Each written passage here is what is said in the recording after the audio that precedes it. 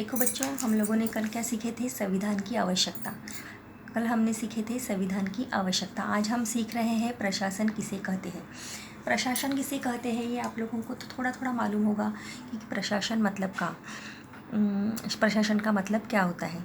शासन मतलब योजनाएं। सरकार जो विविध योजनाएं नागरिकों की सुरक्षा के लिए बनाते हैं उसी को प्रशासन कहते हैं। सरकार जो विविध योजनाएं नागरिकों की सुरक्षा के लिए जो बनाते हैं उसी को प्रशासन कहते हैं। तो अभी अपन ये पढ़ते हैं, उसके बाद में आप लोगों को प्रशासन का अर्थ अच्छे से समझ में आ जाएगा। किसी भी राष्ट्र के प्रशासन में किन बातों का समावेश होता रहता है? देश की सीमाओं की तथा विदेशी आक्रमण से जनता की रक्षा करने से लेकर दरिद्रता उन्मूलन, रोजगार निर्माण, शिक्षा एवं स्वास्थ्य सेवा, उद्योग व्यवसाय को प्रोत्साहन देना, दुर्बल वर्गों की संरक्षण, महिला, शिशु और आदिवासियों की उन्नति हेतु उपाय योजना करना जैसे अनगिनत विषयों पर सरकार को कानून बनाने पड़ते हैं। कानून के कार्यान्वयन द्वारा समाज में आवश्यक परिवर्तन लाने पड़ते हैं। संक्षेप में कहना हो तो आधुनिक समय में सरकार को अंतरिक्ष अनुसंधान से लेकर सार्वजनिक स्वच्छता तक के सभी विषयों में निर्णय करने पड़ते हैं। इसी को प्रशासन कहा जाता है। संविधान का अर्थ और उसकी आवश्यकता को समझ लेने पर अब हम भारत के संविधान का निर्माण किस प्रकार हुआ यह देखते हैं। तो देखो, प्रशासन किसे कहते हैं? प्रशासन का मतलब होता है नागरिकों की सुरक्षा के लिए विविध कायदे बनाए जाते हैं। नागरिकों की सुरक्षा के लिए विविध कायदे बनाए जाते हैं। तो विविध कायदे में क्या आएंगे? जैसे शिक्षा है। शिक्षा सब बच्चों को मिलनी चाहिए। ज़रूरी है कि नहीं है शिक्षा? तो बचपन से लेके सभी बच्चों को, जैसे अमीर है, गरीब है, कोई भी हो, पर शिक्षा का अधिकार सभी को है। ये संविधान में ही लिखा है। तो उसी की योजना सरकार को बनानी है कि शिक्षा से कोई भी बच्चा वंचित नहीं रहना चाहिए। उसके बाद में रोज़गार निर्माण, सभी के लिए रोज़गार यहाँ पे रहना चाहिए। कोई भी नागरिक हो देश का, वो भूखा नहीं रहना चाहिए। सभी को काम मिलना ही चाहिए। अपने अपने हिसाब से सभी लोगों को काम अगर मिलता है तो देश में कोई भूखा रहेगा क्या? नहीं। कोई अगर ज़्यादा पढ़ा लिखा है तो उसको ज़्यादा वैसा काम मिलेगा। अगर कोई कम पढ़ा लिखा है तो उसको वैसे काम मिलेगा। सभी को अपने अपने हिसाब से कार्य मिलता है और वही कार्य का उसको मुबदला भी उसी प्रकार से मिलता है। उसके बाद में देखो स्वास्थ्य सेवा में भी देखो, गवर्नमेंट के हॉस्पिटल्स रहते हैं तो हर एक नागरिक के स्वास्थ्य की जिम्मेदारी भी सरकार अपने ऊपर लेती है। उसकी तबीयत की पूरी जिम्मेदारी अपने ऊपर लेती है। तो उसके बाद में देखो उद्योग और व्यवसाय भी सरकार अच्छे से चलाते हैं और देश के नागरिकों को उसमें काम देते हैं। और उद्योग बड़े बड़े रहते हैं, वहाँ पे बहुत सारे कामगार जो है वो काम करते हैं और उसी काम का मुबदला उनको मिलता है और उनका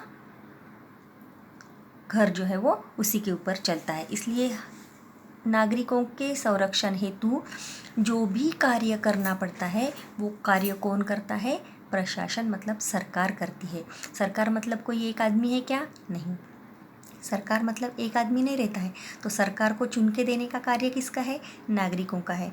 जिसके ऊपर अपन विश्वास करते हैं उसी को अपन चुन के देते हैं और उसी विश्वास का मुबदला अपने को सरकार मतलब वहाँ के लोग जो है वो सब मिलजुल के अपने को देते हैं। उसी को शासन कहते हैं। देखो बेटा, सब काम जो भी सरकार बनती है, जिस भी सत्ता की सरकार बनती है, वो अकेला कार्य नहीं करता है। अकेले कार्य करते क्या? नहीं। वो सब मिलजुल के ये सब नियम बनाते हैं और नियमों के आधार पर सबको अलग अलग काम बांटे जाते हैं और काम बांटने के बाद में सब लोग अपना अपना कार्य नागरिकों की सुरक्षा के लिए, नागरिकों की व्यवस्था के लिए, नागरिकों के अधिकार समझकर पूरे कार्य सब मिलजुल के अपना सरकार चलाती है। तो सरकार चलाने के लिए, सत्ता चलाने के लिए लोग अगर खुश रहेंगे तो वही सरकार बार बार आएगी। अगर लोग ना खुश रहेंगे तो सरकार गिराएगी, कौन गिराएंगे सरकार को? नागरिक ही सरकार गिरा सकती है ना। तो सरकार ने कैसे काम करना चाहिए? नागरिकों को खुश रहने के लिए सरकार ने अच्छे अच्छे कानून बनाने ज़रूरी है। अब देखो, सुरक्षा की जिम्मेदारी, जैसे विदेशी लोग हैं, उन विदेशियों से जनता की रक्षा करने का कार्य भी सरकार करती है। देश में कोई दरिद्रता नहीं रहे, उसका भी कार्य सरकार करती है। रोज़गार निर्माण का भी सरकार काम करती है। महिला दुर्बल रहती है, महिलाओं के बचाव के लिए भी सरकार कार्य करती है। छोटे बच्चे हैं, शिशु है जो गर्भ में ही रहता है, तो गर्भ से लेके उसके जन्म तक का पूरा काम, पूरी व्यवस्था है वो सरकार देखती है। अपन बोलते हैं ना, गवर्नमेंट का है ये, गवर्नमेंट हॉस्पिटल है ये तो गवर्नमेंट का काम है, अपन बोलते कि नहीं। तो गवर्नमेंट मतलब ही सरकार है। उसके बाद में जंगल में जो आदिवासी लोग रहते हैं, जो गरीब है, जिनके पास में खाना पीना नहीं है, उनके लिए भी सरकार विविध योजनाएं तैयार करती है। अभी अपने को मालूम है, किसानों के लिए सरकार ने बहुत सारी योजनाएं लाई है ना। और घर घर तक गैस पहुंची है कि नहीं? ये योजना ही है सरकार की। घर घर तक क्या पहुंची है? गैस घर घर तक पहुंची है। मतलब चूल्हे के ऊपर खाना नहीं बनाना चाहिए, महिलाओं की आंखों को तकलीफ नहीं होनी चाहिए, इसलिए अपने सरकार ने भी अच्छे अच्छे कार्य किए हैं कि नहीं। कोई बच्चा भूखा नहीं रहना चाहिए, कोई बच्चे का पेट खाली नहीं रहना चाहिए, और पेट अगर भरा रहा तो वो अच्छे से पढ़ाई करेगा। इसलिए अपने को मिडल मील मिलता है ना, मतलब बीच में खाना मिलता है कि नहीं स्कूल में। तो ये भी देखो, ये योजना अच्छी है कि नहीं है सरकार की। तो सरकार जो भी सोचते हैं वो अच्छे के लिए ही सोचते हैं, पर सरकार अच्छे के लिए सोचते हैं, सरकार अच्छे से कार्य करती है। सरकार चलाने के लिए उनके ऊपर भी कोई रहना चाहिए कि नहीं? ज़रूरी उनके ऊपर भी कोई बड़ा रहना चाहिए, नहीं तो फिर सरकार क्या करेगी? अपने मनमानी कार्य करेगी। तो कानून के दायरे में रहकर अगर शासन चलाते हैं तो सत्ता पर बैठे हुए कोई भी सत्ताधारी होते हैं, है ना। कानून के दायरे में अगर बैठकर शासन चलाते हैं तो सत्ता पर बैठे हुए कोई भी सत्ताधारी हो तो सत्ता का दुरुपयोग नहीं कर सकते। पर उसके लिए कैसे रहना चाहिए? कानून के दायरे में ही आपको रहना है।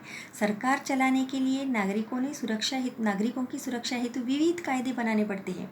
उसमें बालक के जन्म से लेकर मृत्यु तक पूरा सफ़र जो है वो सुरक्षित रहे, ऐसी विविध योजनाएं बनानी पड़ती है।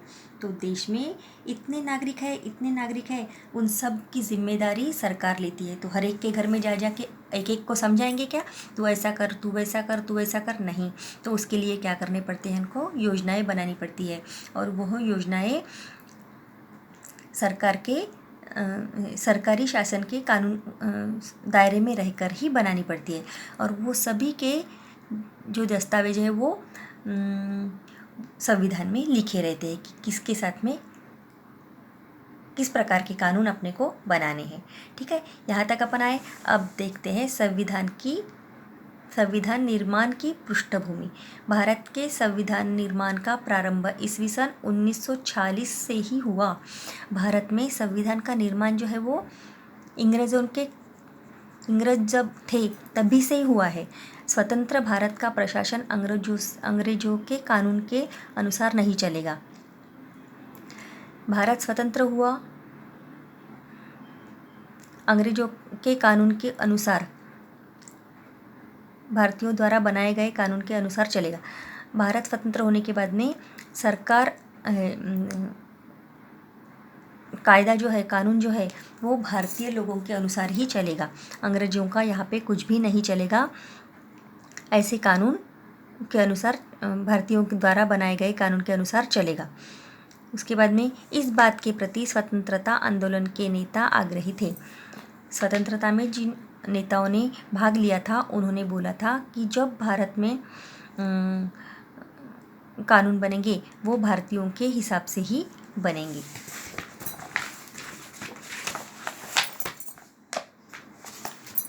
भारत का संविधान बनाने के लिए एक समिति का गठन किया गया। उस समिति को संविधान सभा कहा जाता है। भारत का संविधान बनाने के लिए एक ही आदमी ने बनाया है क्या संविधान? नहीं। तो भारत का संविधान बनाने के लिए, उसके कायदे कानून को उसमें लिखने के लिए एक समिति बनाई गई। है ना। इतना बड़ा कार्य करना था तो अकेले कोई करेंगे क्या, नहीं। तो उसके लिए क्या बनाई गई, एक समिति बनाई गई। उस समिति को संविधान सभा कहा जाता है। उस समिति को क्या कहा जाता है, संविधान सभा कहा जाता है। अब देखो, संविधान सभा, हमारा देश 15 अगस्त 1947 को स्वतंत्र हुआ। हमारा देश कब स्वतंत्र हुआ, 1947 को, ये सबको ही मालूम है। इसके पूर्व भारत पर अंग्रेजों का शासन था। 1947 के पहले भारत पर किसका राज्य चलता था, अंग्रेज़ों का, है ना। अंग्रेज़ सरकार ने राज्य शासन की सुविधा की दृष्टि से मुंबई प्रांत, बंगाल प्रांत और मद्रास प्रांत जैसे विभाग गठित किए थे।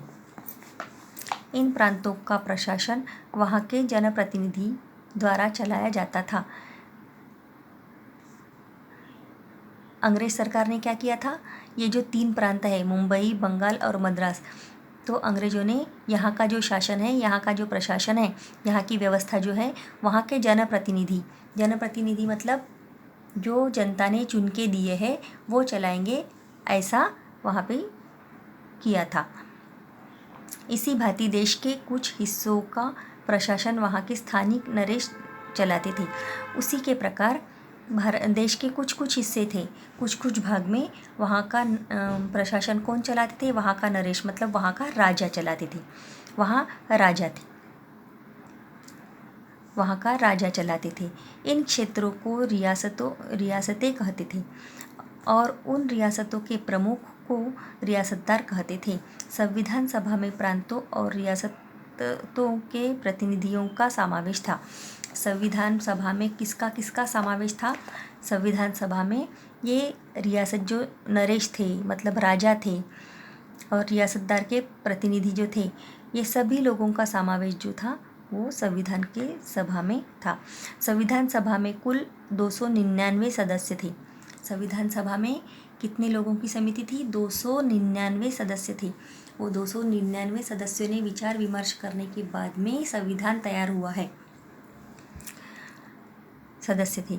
डॉक्टर राजेंद्र प्रसाद संविधान सभा के अध्यक्ष थे। डॉक्टर राजेंद्र प्रसाद जो ऊपर चित्र में दिए हैं, डॉक्टर राजेंद्र प्रसाद ये कौन थे, संविधान सभा के अध्यक्ष थे। समझ गए, डॉक्टर राजेंद्र प्रसाद ये संविधान सभा के अध्यक्ष थे। डॉक्टर बाबा साहेब अम्बेडकर का योगदान ये अपन बाद में देखते हैं, आज यहाँ तक देखते हैं। तो आप लोगों को समझ में आ गया होगा अभी। संविधान सभा भारत स्वतंत्र होने के पहले भारत के ऊपर अंग्रेज़ों का राज था। उसके बाद में अंग्रेज़ों ने मुंबई, बंगाल, मद्रास इस भाग में क्या किया, वहाँ के जनप्रतिनिधि मतलब वहाँ की जनता ने जो चुन के दिए हैं, वहाँ लोग वहाँ का प्रशासन संभालते थे। वहाँ का कार्यकाम, वहाँ की जनता के लिए जो काम किया जाता था वहाँ के जनप्रतिनिधि संभालते थे। और कुछ देश का भाग जो था वहाँ पे राजा लोग काम संभालते थे। जैसे नरेश जिनको बोला जाता है, वो राजा वहाँ का प्रशासन, वहाँ का कार्य देखते थे। कहीं भागों में उनको क्या कहा जाता था, रियासतदार कहते थे, रियासतदार। तो ये राजा, नरेश, जनप्रतिनिधि ये सब मिलके 299 लोग जो थे ये संविधान सभा में सदस्य थे। ये सभी जो लोग थे वो 299 लोग जो थे वो संविधान सभा में सदस्य थे। और ये संविधान सभा के अध्यक्ष कौन थे, राजेंद्र प्रसाद थे। ये संविधान सभा के अध्यक्ष कौन थे, राजेंद्र प्रसाद थे। समझ गए यहाँ तक। अभी इसके आगे का अपन कल देखेंगे।